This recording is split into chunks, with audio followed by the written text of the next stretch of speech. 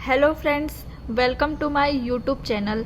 आज का हमारा टॉपिक है सेल, जिसमें हम ये जानेंगे कि सेल की डेफिनेशन क्या होती है, उसकी हिस्ट्री क्या है, उसके कैरेक्टरिस्टिक क्या होते हैं, सेल के टाइप्स क्या होती हैं और उसके फंक्शंस क्या होते हैं। तो चलिए स्टार्ट करते हैं। सेल के बारे में जो डेफिनेशन है वो ये बोला जाता है कि cell is the structural and functional unit of life, यानी कि सेल किसी भी ऑर्गेनिज्म या लाइफ की स्ट्रक्चरल और फंक्शनल यूनिट होती है। अब यहाँ पे ये तो बोल दिया गया कि सेल स्ट्रक्चरल और फंक्शनल यूनिट है, लेकिन कैसे है। तो चलिए इस चीज़ को यहाँ हम नीचे समझेंगे। सबसे पहले हम ये समझेंगे कि सेल स्ट्रक्चरल यूनिट कैसे है।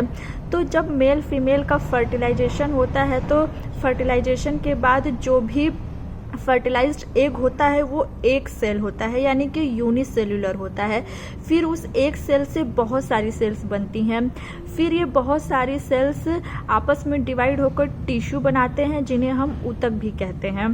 फिर ये कई सारे टिश्यू आपस में मिलकर ऑर्गन बनाते हैं। फिर ये कई सारे ऑर्गन आपस में मिलकर एक ऑर्गन सिस्टम बनाते हैं। फिर ये कई सारे ऑर्गन आपस में डिवाइड होकर एक ऑर्गेनिज्म बनाते हैं। जैसे कि हमारी खुद की ह्यूमन बॉडी में भी कई सारे ऑर्गन सिस्टम होते हैं, जैसे कि nervous system, respiratory system, reproductive system etcetera. और ये सभी ऑर्गन सिस्टम आपस में मिलकर एक ह्यूमन बॉडी का फॉर्मेशन करते हैं। तो इस तरह से हम समझ सकते हैं कि हाँ, सेल किसी भी ऑर्गेनिज्म की स्ट्रक्चरल यूनिट होती है, क्योंकि वो किसी भी ऑर्गेनिज्म का एक ढांचा बनाती है।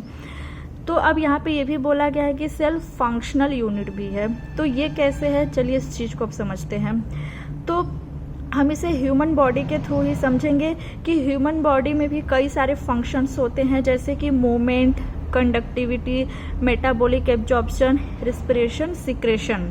और ये सारे जो फंक्शंस हैं ये कहीं ना कहीं सेल्स के थ्रू होते हैं। जैसे कि मूवमेंट जो है वो मसल सेल्स के थ्रू होता है, कंडक्टिविटी नर्व सेल्स के थ्रू होती है, मेटाबॉलिक एब्जॉर्प्शन किडनी और इंटेस्टाइनल सेल्स के थ्रू होती है, रिस्पिरेशन नोज, ट्रेकिया, लंग्स के थ्रू होती है। और ये सभी जो ऑर्गन हैं ये सेल्स से ही मिलकर बने होते हैं। और जो सिक्रेशन है ये म्यूकस ग्लैंड सेल्स के थ्रू होता है। तो ये सारे जो मूवमेंट हैं कहीं ना कहीं सेल्स के थ्रू ही हो रहे हैं, इसलिए इस सेल को बोला जाता है कि सेल किसी भी ऑर्गेनिज्म की फंक्शनल यूनिट भी होती है। अब हमारा नेक्स्ट पॉइंट है, हाँ,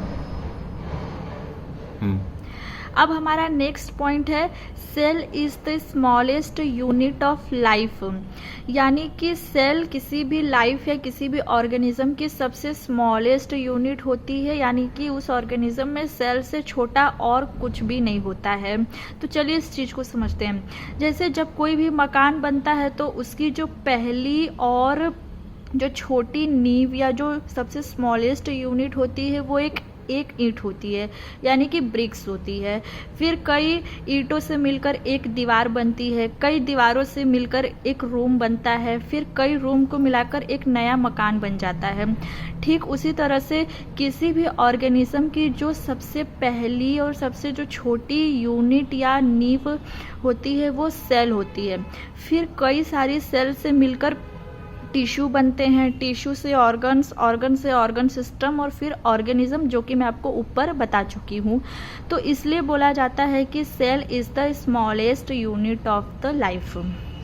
फिर हमारा नेक्स्ट पॉइंट है they are known as the building blocks of life, यानी कि सेल्स को किसी भी लाइफ का बिल्डिंग ब्लॉक्स भी बोला जाता है।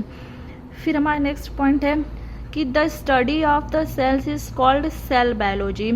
सेल की जो स्टडी है उसे सेल बायोलॉजी कहते हैं।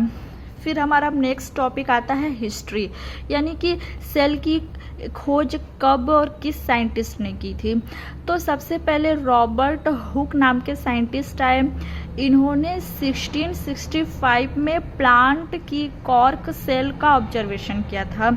और इस कॉर्क सेल की सबसे खास बात ये थी कि ये डेड सेल्स थी।